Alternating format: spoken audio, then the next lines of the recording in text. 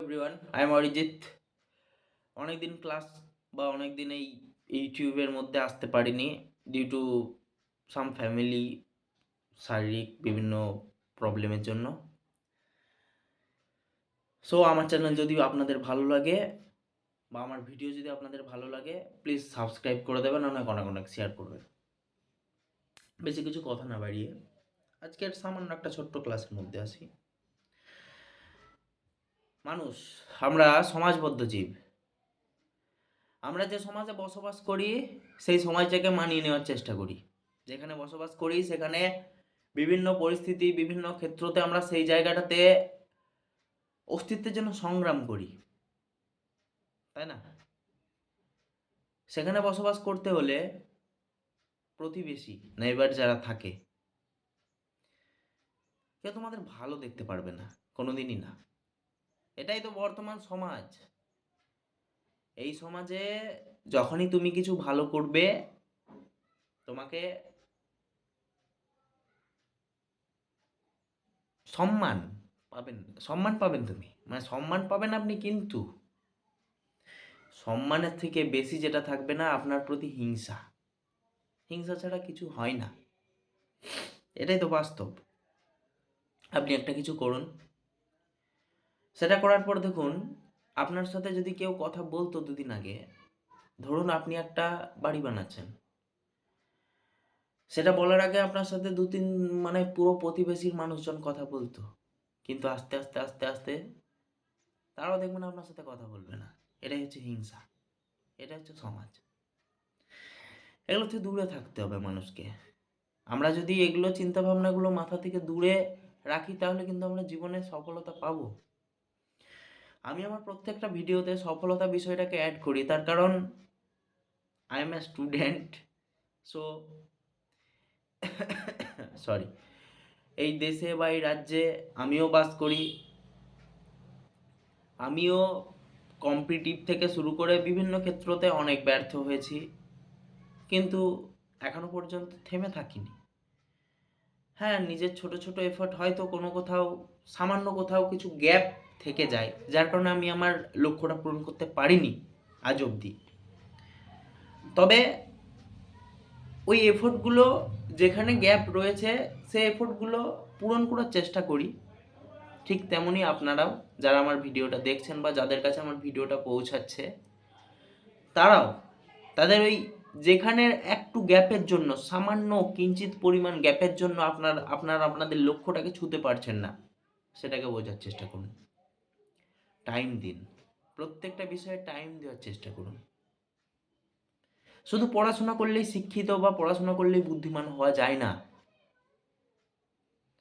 এখনো অনেক মানুষ যারা নিরক্ষর, কিন্তু তাদের বুদ্ধি, তাহলে তারা কি বুদ্ধিমান নয়? শুধু কি শিক্ষিতরাই বুদ্ধিমান হয়? শিক্ষিত আর বুদ্ধিমান দুটো বিষয় কিন্তু আলাদা।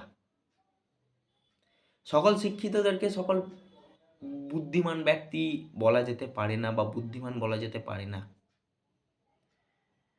যারা শিক্ষায় শিক্ষিত তারাই কি বুদ্ধিমান আদেও?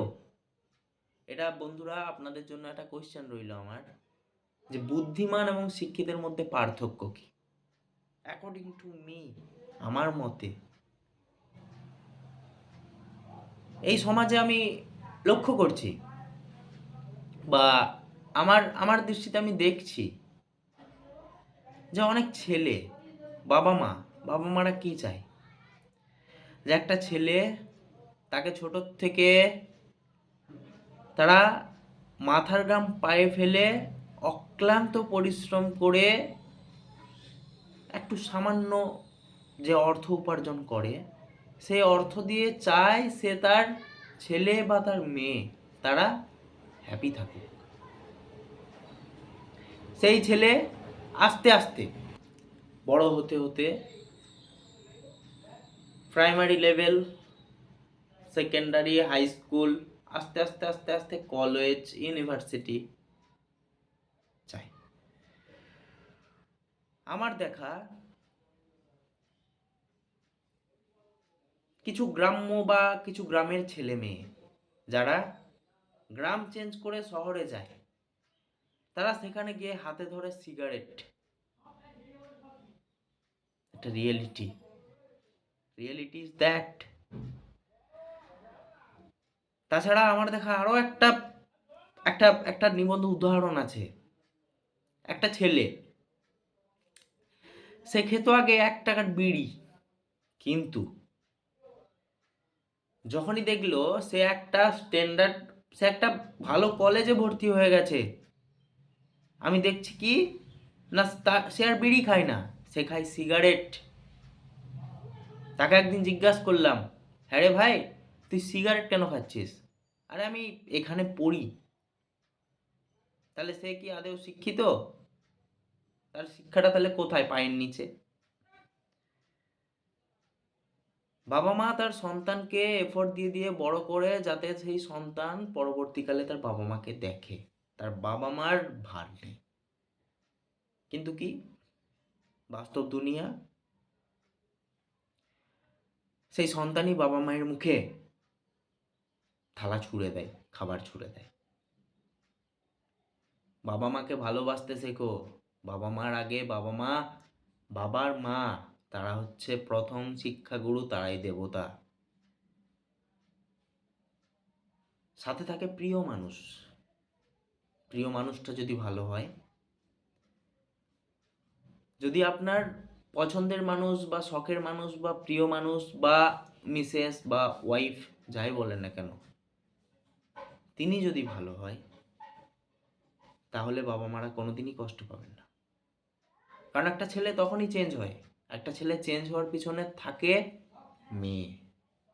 মেয়ে যদি ভালো হয়, তার ওয়াইফ যদি ভালো হয়, সেই ছেলে কখনোই পরিবর্তন হবে না। তাই বাবা মাকে দেখতে শেখো।